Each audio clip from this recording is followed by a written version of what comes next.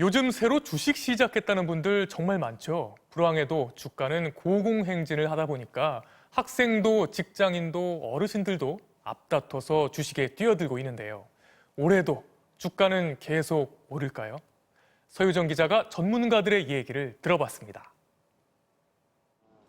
30대 직장인 강모 씨는 지난해 난생 처음 주식 투자에 뛰어들었습니다. 처음엔 100만 원으로 시작했지만 쏠쏠한 수익률에 투자금을 10배로 늘렸습니다. 주변에서 주식으로 수익을 내는 사례들을 보고 하니까 나도 한번 해볼까라는 생각을 가지고 있었어요. 2873. 지난해 코스피는 코로나 불경기 속에서도 1년 전에 비해 30% 넘게 폭등한 사상 최고 성적으로 한 해를 마감했습니다. 상승률로 따지면 주요 20개국 가운데 1위. 원동력은 동학개미였습니다.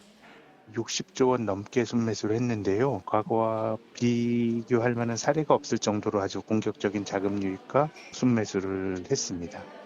코스피 3000선도 이제 130포인트가량 남은 가운데 시장에선 불붙은 상승세가 당분간 계속될 거란 전망이 나옵니다. 역대 최저금리가 계속되고 있는 데다 코로나 백신으로 경제에 대한 낙관론이 커졌기 때문입니다. 통화정책, 재정정책이 여전히 주식시장에 대해서 굉장히 우호적인 상황이고요. 코로나 백신 접종이 가속화되고 있기 때문에 경기 회복에 대한 기대감도 높아지고 있는 상태입니다.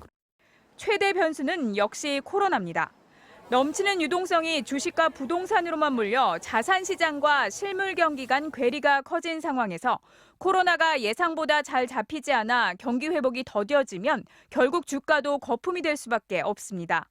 지난해 소비자 물가 상승률이 0%대에 그치는 등 각종 실물 경기 지표는 최악이었지만 증시엔 사상 최대인 65조 원이 모이고 주식 계좌 수도 1년 새 613만 개가 늘었습니다.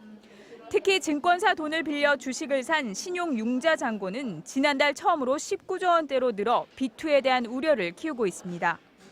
금리가 급등을 하면 주식시장에는 당연히 발작이 일어난다고 하는데 돈을 회수할 수도 있거든요. 그러면 증시의 이 유동성의 한 축이 갑자기 무너져 버려요.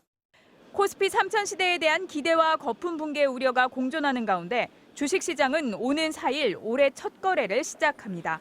MBC 뉴스 서유정입니다.